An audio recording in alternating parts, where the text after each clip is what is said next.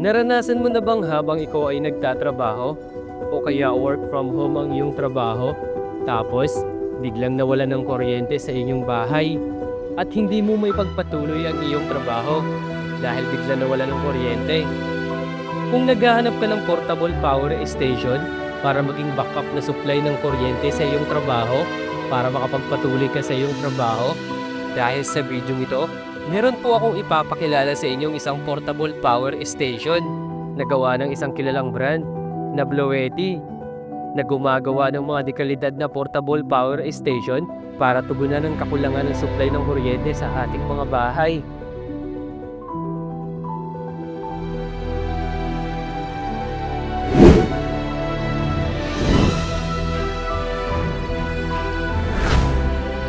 Okay mga ka-motivation, bali, kamusta kayo? Bali, nandito ulit ako sa harapan niyo para may ipakilala ulit na modelo ng Bloeti. Kung napanood niyo yung nakarang episode ko na nag-review ako nitong isang Bloeti na AC2A power station na mayroong 300 watts na gawa ng Bloeti. So, ngayon, sa video ito, meron ulit akong ipapakilala sa inyo na isang model na galing sa Bloeti. So, mas pinaganda yung specs at mas mataas yung wattage. So, bago ko ipakilala sa inyo si model na pinadala sa akin, sa mga nagtatanong kung sino si Bloeti, lalo-lalo na yung mga taga sa amin sa province namin sa Sorsogon. Kasi sa ngayon kasi sa province namin sa Sorsogon, meron ng outlet na pwedeng bilihan ng Bloeti. May nagtanong kasi nag-post ako nakaraan kung ano ba daw yung Bloeti. Sa mga hindi nakakakilala kay Bloeti, so, ito muna mga motivation ipapakilala ko sa inyo. Ito, panoorin itong video nito. Ito si Bloeti. Si Bloeti ay itinatag noong 2009 sa Shenzhen, China. Ang kumpanya ay nagdedesenyo at gumagawa ng mga portable na estasyon ng kuryente, mga sistema ng enerhiya sa bahay, mga solar panel, at mga kaugnay ng accessory para sa upgrade na pamumuhay at pag-backup ng enerhiya sa bahay. Noong 2001, inilunsad ng Bloeti ang proyektong Lighting and African Family na naglalayong tugunan ang kakulangan ng kuryente sa Africa para sa bawat napiling produkto na ibinebenta. Nag-donate ang kumpanya ng solar power kit para magbigay ng ilaw para sa mga sambahayan at komunidad na nangangailangan. Noong 2004, nagpapatakbo ang Bloeti ng mga subsidiary sa United States, United Kingdom, Japan at Germany. Nakatuon ang mga produkto ng Bloeti sa portable residential na enerhiya, kabilang ang mga portable power station na idinisenyo para sa mga panlabas na aktibidad para sa emergency na paggamit at backup na kapangyarihan, kabilang sa pangunahing modelo ang EC200, EC300, EC500, E-Lite 200 V2, kasama ng mga napalawak na module ng accessories ng baterya. Noong 2002, ang EC500 at B300S ng Bloeti ay na-crowdfunded sa Indiegogo. Noong 2003, ipinakilala ng kumpanya ang Swap Solar System na isinama sa isang modular power station ng baterya sa isang portable refrigerator.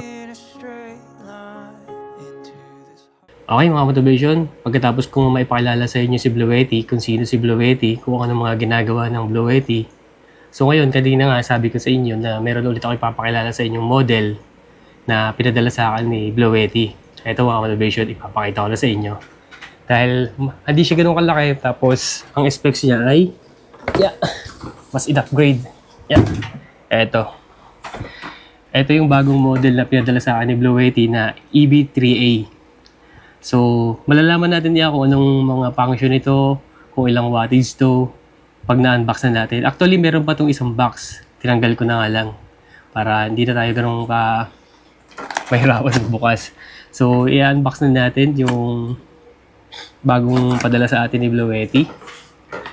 Ito nga pala mga motivation kung hindi nyo pa napanood yung review nito na EC2A na merong 300 watts. Napakaganda nito. Napaka-cute. Maliit pero malakas na power station kasi nga kaya nito hanggang 600 watts.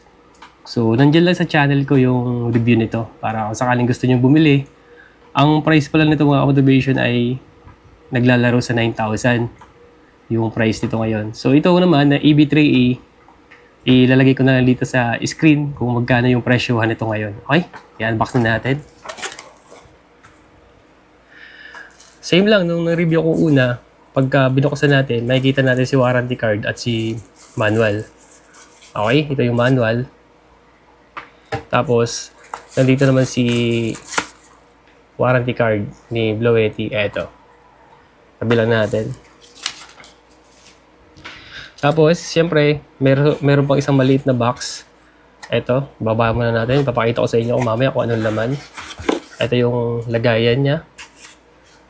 Tapos, ito na yung pinaka-unit natin mga motivation, di ba? Mapapansin nyo, papakita ko na sa inyo. Ito yung unit niya. Ito. So, bababa ko lang yung box. Ito na. Ang kagandahan lang dito mga motivation, mapapansin nyo. So, nakatalikod muna para suspense kung ano to. So, mapapansin nyo, meron siyang hawakan, di ba? So, pero natatago siyang gano'n. Yan.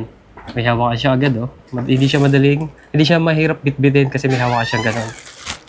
Tapos, mamaya, ipapakita ko rin sa inyo yung comparison nitong dalawa. Ito magtatabi ko para makita nyo kung ano yung pinagkaiba at meron kayong idea kung ano ba talaga yung nararapat or pwede sa inyo na pwede nyo bilhin alin sa dalawang ito. Kasi, ito kasi ay hindi hassle dalhin, lalo pag nakamotor tayo. Kayang-kaya ilagay, lalo na pag meron tayong top box sa ating motor. Okay? So, mapapansin natin ang quality niya. Napakaganda. Papakita ko muna yung appearance. Ayan, di ba? Napakaganda niya. Ito siya. So, wala masyado siyang nakalagay dito sa mga bar ng gilid. Nandito lang talaga sa harapan lahat ng function niya na pwede natin gamitin. Yung mga outlet or socket na pwede nating saksakan. Dito lang. Meron lang na dito siyang butas para sa exhaust. At dito naman, sa kabila naman, meron naman siyang butas din para sa fan niya. Para di ba, alam naman natin ang power station natin ay umiinit. Para hindi masyado uminit, meron siyang cooling fan dito sa gilid. Okay? So, papakita ko naman sa inyo yung pinaka-function nito. Check natin dito. Okay? Okay mga motivation, bali ito na yung pinaka-harapan ng ating Bloeti.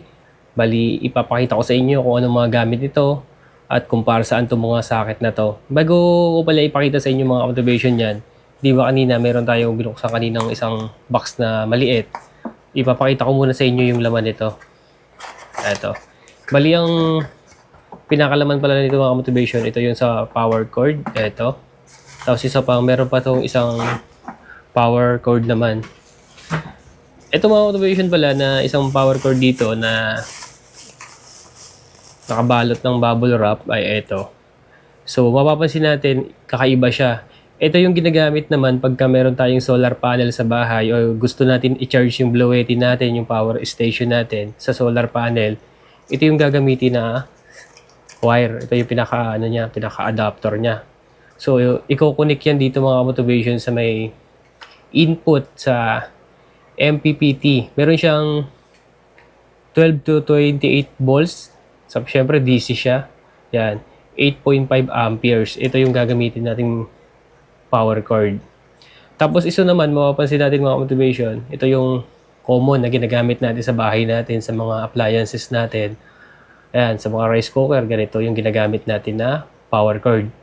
So, dito yung ginakabit mga motivation. Example, i-charge natin si Bloeti natin sa ating socket or sa saksakan natin sa bahay. Ito, meron siyang input na 220 hanggang 240 volts na AC.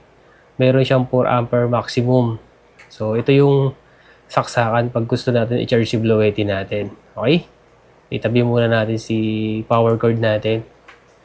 Bali, ito na yung pinaka-unit ng Bloeti ko mga motivation na pinadala sa akin ng Bloeti. Ito yung model niya na EB3A. Kaya nito hanggang pinaka-capacity ng power station na to ay 600 watts at meron siyang 268 watt hour. So, ang pinaka-appearance niya, makikita naman natin na napaka-premium ng design, napakaganda tingnan. At ang kagandahan dito, makikita natin, bali may ilaw sa gilid. So, mamaya makikita niya yan kung gaano kalakas. Kasi itong ilaw na itong mga motivation, meron siyang high, low, at meron siyang pang emergency light. Yung blinking siya, di ba? So, tatlo yung purpose nito. Meron sa high beam, merong low beam, at meron siyang sa emergency, yung nag-blink-blink. So, makikita nyo yan mamaya. So, dito naman sa baba, mapapansin natin dito, meron siyang dalawang socket para sa output ng 220 or 240 volts na AC. So, 600 watts nga yung capacity nitong natin ng ating Blow80 na power station. Example, meron tayong mga appliances sa bahay or mga rice cooker, mga electric kettle na ang wattage ay 600 watts. Ito ay pwede nyo gamitin. Siyempre, sa mga laptop, desktop, pwede nyo gamitin dito. Or mga plancha, pwede gamitin dito. Okay? Pagdating naman dito, ito yung pinaka-output natin dito sa kabila, sa right side. At mapapansin nyo dito, meron siyang power button. So, pag ino natin ito mamaya, syempre, mag-activate na itong sa output ng EC natin. Pwede na natin saksakan. So, mamaya, bubuhayin natin itong power station natin. So, proceed naman tayo dito sa kabila. Meron naman ditong circuit protector na 250 volts AC, 10 amperes. At ito nga yung kanina, may pinakita ko sa inyo na meron siyang socket para kung sakali man na gusto nyong i-charge si Blow80 natin, ito yung saksakan niya. Ito yung gagamitin natin. Okay? Heavy duty yung pinaka-power cord niya. Ang kapal ng wire. Tapos pagkapating naman sa kabila, ito nga yung sinabi ko kanina na kung sakali meron tayong solar panel sa ating bahay, pwede tayo mag-charge sa pamamagitan ng solar panel. Isasaksak lang na nito dito gamit tong power cord na to. Okay, pag ito naman yung input para naman sa EC naman, ito sa kabila, yung sa left side natin. Nakalagay dito, input 220 to 240 volts AC, 4 amperes maximum, yung nabanggit ko nga kanina. Tapos, dito naman sa taas, mapapansin natin, meron siyang DC output, 12 volts. Ito yung mga motivation, mga adapter. Halimbawa, meron tayong adapter, diba, na 12 volts na cigarette type. Makikita nyo to sa mga sasakyan, meron ganito. Or, diba, sa motor, meron din ganito sa motor yung mga naka-NMAX. Di ba sa NMAX, yung lalo mga version 3 ng dating model. Kasi sa motor ko meron ganito na cigarette type na charger. Pwede tayo dito magsaksak sa may natin. Sa may DC output na to, sa 12 volts. So, meron naman dito sa kabila, meron din dito yung, di ko lang alam kung para saan to, anong klaseng adapter to na pwede tayo magsaksak or pwede tayo gumamit dito. Kasi meron siya ditong 12 volts na DC at meron siyang 10 amperes. So, medyo mataas din siya. Pwede sa inyo dito mag-charge sa dalawang dalawang socket na to. Pagdating naman dito sa kabila, mapapansin natin dito, ito yung pinaka-common na ginagamit natin sa bahay, lalo sa mga cellphone natin, di ba? Meron tayong mga USB na USB-A, meron siyang dalawa dito. So, yung capacity niya ay 5 volts na DC. So 3 amperes siya. Dito, meron siyang dalawa. At dito medyo mataas-taas to. Kung sakaling mga fast charger, dito tayo pwedeng gumamit. Lalo-lalo na yung mga Type-C na charger, pwede dito sa kabila. So, nakalagay dito ay USB-C, 100 watts. So, medyo mabilis to pag dito tayo nagsaksak. So, ito nga yung nabanggit ko kanina, yung meron siyang ilaw na nakasama. So, nakita naman yung kanina yung appearance, napakasimple lang. Eto, di ba? So, nabanggit ko kanina. So, ipakita ko lang ulit sa inyo. At nga pala mga motivation, kung sakali naman magda-download kayo ng application nito, para hindi na kayo mag-type ng model, gaya ng katulad din nito na isa natin dito sa taas na EC2A, bali i-scan nyo lang tong QR code na to, ma-rerekta na kayo or madadirect na kayo sa pinaka-model. Bali mamaya ituturo ko sa inyo yan, dapat meron kayong application ng Blow80. So napakasimple lang. Eto, yun nga yung meron siya ditong cooling fan. Yan, sa ibabaw.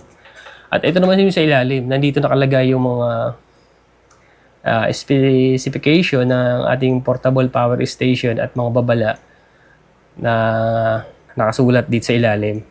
Ito, meron siyang niya, parang rubber para hindi dumulas pag pinatong natin. At ang pinaka-special specs nito mga motivation, di ba?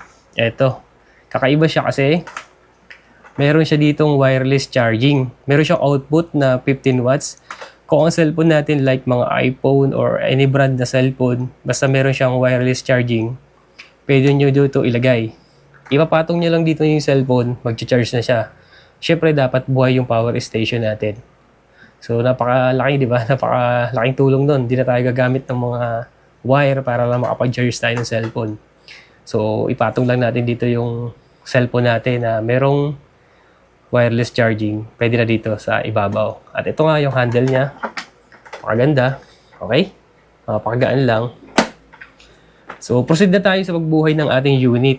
Ito yung Blowity AB3A na meron 600 watts na capacity, 268 watt-hour. Pag binuhay natin si power station natin, ilolong press lang natin itong nasa right side natin. So, nasobrahan lang mga motivation, napailaw ko na siya. Ayan, i-demo ko na sa inyo. Ito na yung high. Ito na yung blinking niya. Ayan, kung sakaling emergency light, di ba? So, nasa maliblib tayo ng lugar or ganyan, naghihingi tayo ng tulong. Walang kuryente, pwede natin gamitin ng blinking. So, pag pinindot natin siya, patay na siya. Kasama na siya dito pag binuhay. Nga lang napalong press lang ako, kaya dumektang ilaw na siya. Mapapansin natin yung ang karga na lang ng battery ng aking portable power station ay 37% na lang. At dito sa left side, meron tayong input na nakalagay. Meron ditong echo. At dito naman sa right side, meron naman siyang output.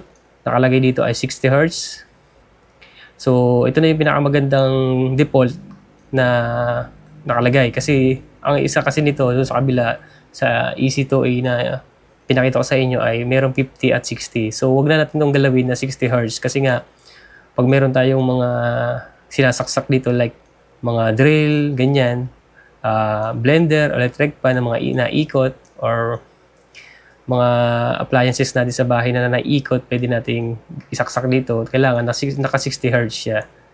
Okay, napakasimple lang mga motivation. Ito, pag binuhay natin itong sa kabila natin na output ng EC, okay, napansin natin nag-activate dito sa right side, lumabas na si EC.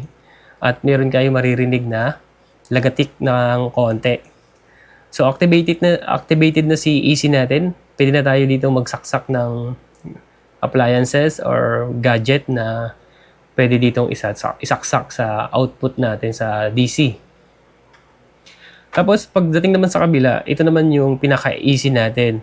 Ito yung pinaka-power button niya. So long press lang. Okay? Papansin nyo, activated na sa ating EC sa taas, si EC. Pwede na tayo dito mag-charge ng cellphone, battery ng drone, tablet, or any gadget na meron tayo sa bahay na ginagamit. Pati dito sa kabila at pwede dito sa taas na 12 volts na cigarette type. Okay? Ganun lang kasimple mga motivation yung unit natin pero powerful kasi kaya niya ng 600 watts. Napakasimple lang ng unit natin. Pero napakaganda at malaking tulong sa atin. Lalo-lalo na mahihilig mag-camping. So, mayroon tayong mga outdoor activity na kailangan natin ng power connection. Tapos, syempre, kung nasa bundok tayo, nagka-camping tayo, napakalaking tulong itong Blowity natin. Okay? So, proceed naman tayo sa application ng motivation para maipakita ko sa inyo o ma-demo ko sa inyo kung paano gamitin ang application nitong Blowity natin. Okay? Okay mga ka-motivation, bali ito na yung tablet na gagamitin ko. Ito rin yung ginamit ko na nakaraan na nag-review ako sa EC2A ko na Blowity. Bali meron akong na-download dito na application ng Blowity. Ito. Yan. Bali, madali lang naman ito i-download mga motivation. Punta lang kayo sa Play Store. So, ipakita ko rin sa inyo kung paano. Siyempre, alam naman natin ng Play Store, di ba? Paano siya gamitin. Nag-download naman tayo ng mga application kadalasan sa Play Store. Punta ka lang sa Play Store, ayan. So, siyempre, pupunta ka lang siyempre sa sa search. Ayan. Ayan. Pupunta lang tayo dito ng search mo lang si Blowity. Ayan. Meron na kasi akong history ng Blowity. Mapapansin nyo dito sa aking application, ayan, open na nakalagay sa kanya dahil nga na-download ko na siya na nakaraan. Okay, back lang natin. Ito na yung pinaka-application ng Blowity ko. Ayan. Kung sakali pala mga motivation na Hindi na kayo mahirapan mag-type ng model ng Blue Yeti na kung anong meron kayo kasi dito yan sa add device. So make sure nyo lang na kailangan ang Bluetooth ay naka-on. Naka-on naman siya dito sa taas. At pupunta na ako, kung gusto, pupunta na ako dito sa may device. Yan.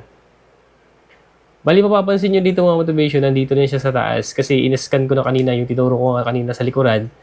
Di ba merong QR code dun sa likod? In-scan ko lang yon na direct na ako dito. Ito na siya sa taas. Yan.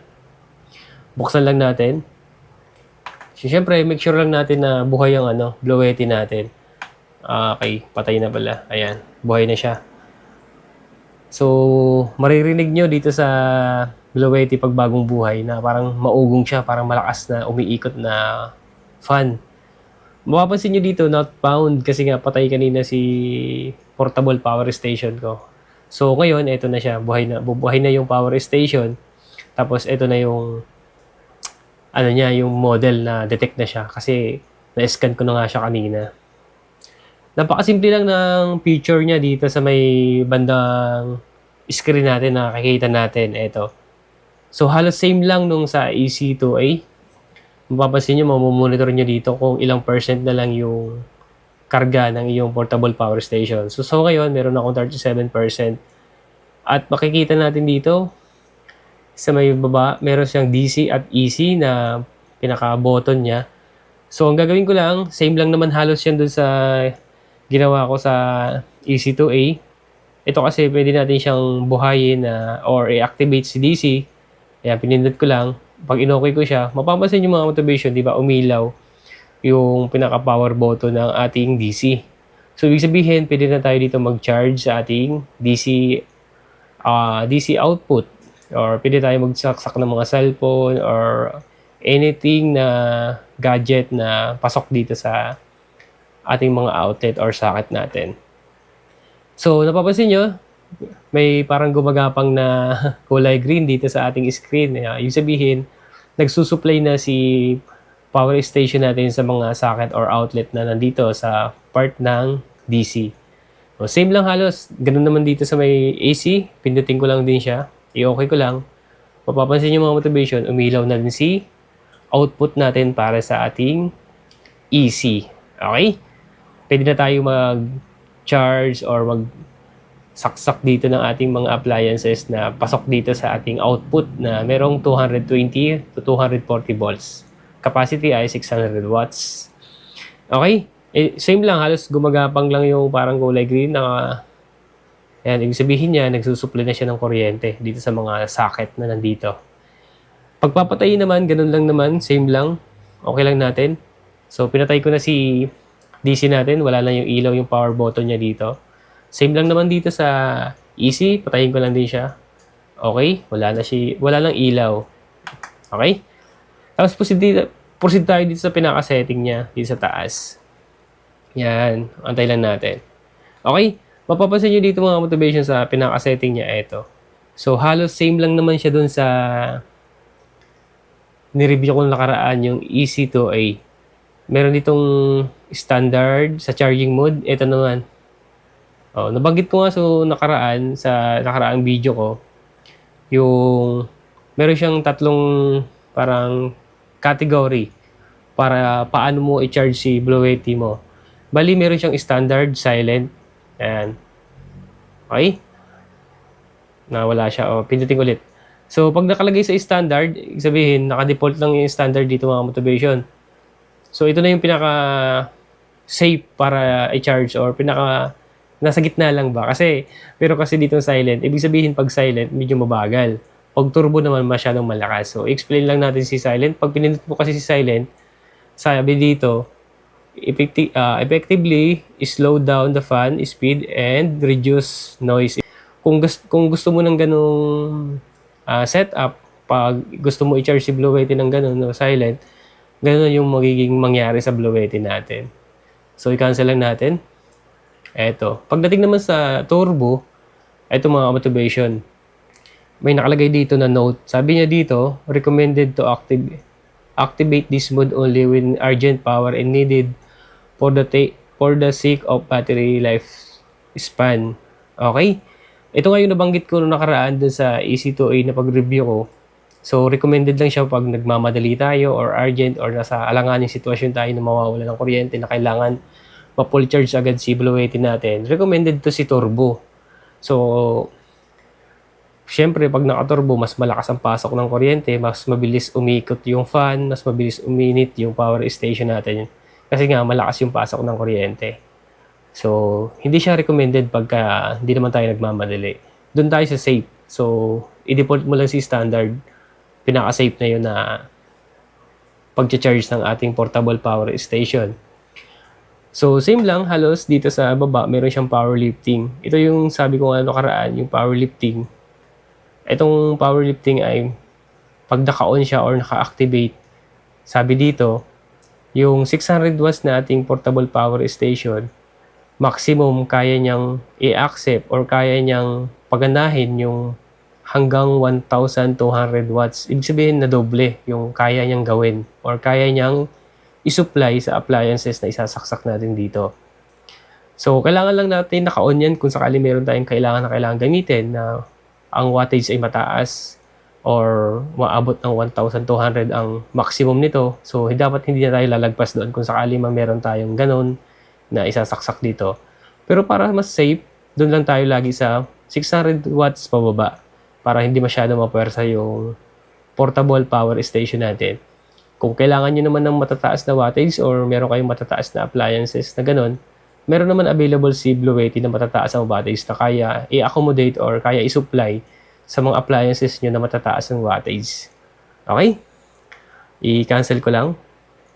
Sabi dito kasi meron nakalagay, sabi, do not power, refrigerator, aircon, at iba pa. So, yung matataas na wattage. So, huwag na natin subukan dito para hindi masyado mapersa o hindi masira yung portable power station natin. So, yun lang mga motivation, napakasimple lang. Ito naman, meron din sa ilaw, yan. May medium, high, SOS. Ayaw pala sa SOS, yung sa emergency nga. Ito, medium, yan, nabuhay na siya. Okay? Balikan lang natin. Ito yung high. Yan. Balikan lang natin ulit. SOS, ito na yung nagbi-blink. Okay. Pwede natin siyang paganahin dito. Example, nasa outdoor activity nga tayo, tapos biglang dumilim sa ating paligid, di ba? Parang kanta yun, parang ganun. Dumilim sa paligid natin. Yan. Pwede natin siya i-on kahit na medyo malayo tayo sa ating Blue80 portable power station. So, i-off ko lang muna siya. Kaya naka-off na siya. So, yun lang mga motivation, ang pinaka-basic naman ng mga function nito. So, meron naman tong manual, pwede nyo naman basahin sa mga another specs or another function nito ng mga na hindi ko nabanggit. Ito ay mga basic lang naman base sa mga nalalaman ko dito sa specs ng Blue80 natin. So, para sa akin, napakaganda at napakalaking tulong nitong Blue80 na portable power station. Lalo na ngayon sa panahon ngayon na laging may bagyo or maulan sa mga probinsya, madalas ang brownout. So, kung gusto nyo ng ganito, visit lang kayo sa website. So, ilalagay ko naman yan sa description box kung saan nabibili to at kung saan ang website nila. Ilalagay ko yung link para ma-visit nyo yung website or mga shop ng Blue80 kung saan siya nabibili. Okay mga motivation, bali testing na natin yung Blue80 natin sa pag-charge ng ating mga gadget. Buhay lang natin. Okay, testingin natin isa-isa kasi iisa lang yung hawak ko ngayong connector or wire. Bali, testingin muna natin itong battery ng aking drone. Dito natin sasalpak muna sa USB-A. Yan. So, testingin natin kung gumagana. Okay. So, antayin lang natin kung hindi pa pala naka-on. Nakalimutan ko eh. So, syempre dapat i-on natin si DC. Yan. Yan, mapapansin nyo mga motivation. Yan, gumagana siya. Full charge na nga lang siya kasi na-charge ko ito nakaraan. Nag-vlog kasi ako. Hindi naman nagamit ko anong maulan. Kaya full charge pa. So, makikita naman natin na, yan, na ilaw. So, proceed naman tayo sa may remote or controller ng aking drone. Eto. Yan. Okay. Yun. Makikita natin na charging siya mga motivation na yan. So, nagsusupply siya. Yan. Base dito, makikita nyo naman dito mga motivation na yan. Base sa pinapasok niyang kuryente, sabi kasi dito, malalaman mo kasi dito kung gaano katagal magagamit kung ito lang yung gagamitin mo. So, kung ito lang yung i-charge mo, tatagal yung portable power station natin as of sa 37%, tatagal pa siya ng 8 hours. Di ba? Ganun katagal. So, kasi hindi mo kasi ganun kalaki kumonsumo tong remote controller. Okay? Testingin naman natin tong isa ko pang mga battery. Tingnan natin syempre. Ito naman yung battery ng aking action camera na ginagamit sa pagbablog. Yun. Papansin nyo mga motivation, umilaw na siya. Ayan. Naglo-load na siya. Ayan. Ayan. So, base naman dito sa may status na nakikita ko dito sa may panel, pero siyang 37%. Kung ito lang yung gagamitin daw natin na battery, tatagal to lang 12 hours bago malobat yung ating portable power station. Okay? Ganun siya kaganda mga motivation. Isa-isa ko lang pinakita. Meron naman siya kasing may socket pa naman dito. Isa-isa lang para mas maganda. Ito naman yung tablet. Isaksa ko lang kung iilaw siya. Yan. Okay. Nakita nyo naman mga motivation. Bali, charging yung ating tablet. Base naman dito sa pinapakita niya sa pinaka-panel, meron din siyang 37%. Kung ito lang ang gagamitin natin na tablet sa pag-charge sa BlueYeti na ito, ay magagamit natin siya hanggang 8 hours. Itatagal nitong BlueYeti natin ay 8 hours bago malobat. So, napakatagal kung ganito-ganito lang naman ang gagamitin natin sa pag-charge. Okay? So, nasubukan na natin sa tablet at sa battery ng drone, sa remote controller. Testingin naman natin sa laptop. Okay?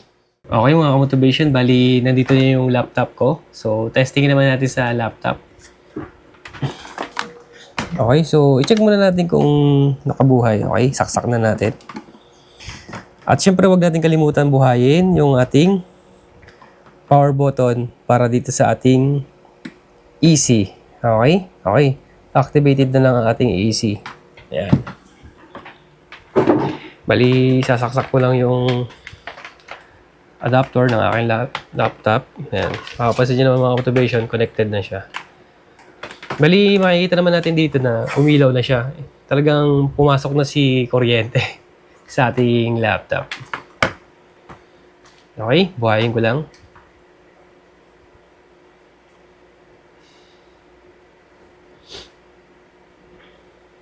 Yan. Bali, mapapansin yung mga motivation na yan. Nabuhay na yung aking laptop. Bali, ayusin ko lang yung pinaka-boot nito motivation kasi para mag-boot siya sa ating hard drive.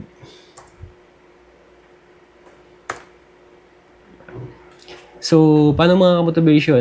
Sana nabigyan ko kayo ng idea, lalo-lalo na yung mga nagtatanong kung sino si BlueYeti at kung ano mga gamit ni portable power station natin na gawa ni BlueYeti. Marami itong pagpipilian, maraming model na pagpipilian kung gusto nyo mag-avail nito. So, ilalagay ko siya description box, yung mga details kung saan nabibili at kung saan ang website nila. Actually, meron dito sa mga online shop mabibili. Meron dito sa Shopee at Lazada. So, pili na lang kayo mga motivation kung anong gusto nyong model na magpipit sa kailangan yung wattage. Depende sa kailangan nyo sa bahay. Pero kung work from home kayo, or mga battery lang naman na i-charge nyo, mga electric fan, hindi naman ganun kalalakihang wattage. Para sa akin goods na to. So sa price nga, ito ay nasa 9,000 plus. Itong maliit na nalimutan ko na, EB2A nating EC2A nating portable power station. Ito naman na EB3A natin, hindi ko pa na anong price, nalimutan ko lang. I-flash ko na lang dito. Ito yung price niya. So nakita naman natin, pwede na tayo dito magtrabaho sa ating laptop sa pamamagitan ng portable power station natin. Sa mga gusto mag-avail, yun nga, nasabanggit ko na sa inyo. So, paano mga motivation? Maraming salamat sa suporta nyo kung nakarating kayo sa dulo ng video ito. Yun lang, may bibigay ko sa inyong details sa mga portable power station ito. Actually, sabi ko nga sa nakaraan, si BlueYeti ay kilala sa ibang bansa or sa halos buong mundo na yung nakakakilala kay BlueYeti. Dahil 100 plus countries nag-ooperate na si BlueYeti at kilala na sa halos buong mundo na. Marami na nakakakilala kay BlueYeti.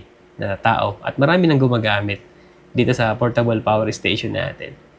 So, paano mga motivation? Maraming salamat sa pagsama. Hanggang sa muli, kita-kita tayo sa mga susunod ko pang mga video i-upload at mga adventure, lalo na sa pagka-camping, sa adventure kong gagawin, kasama natin itong Blowetty na to.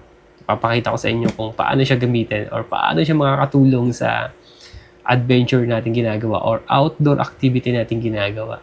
Hanggang sa muli, paalam!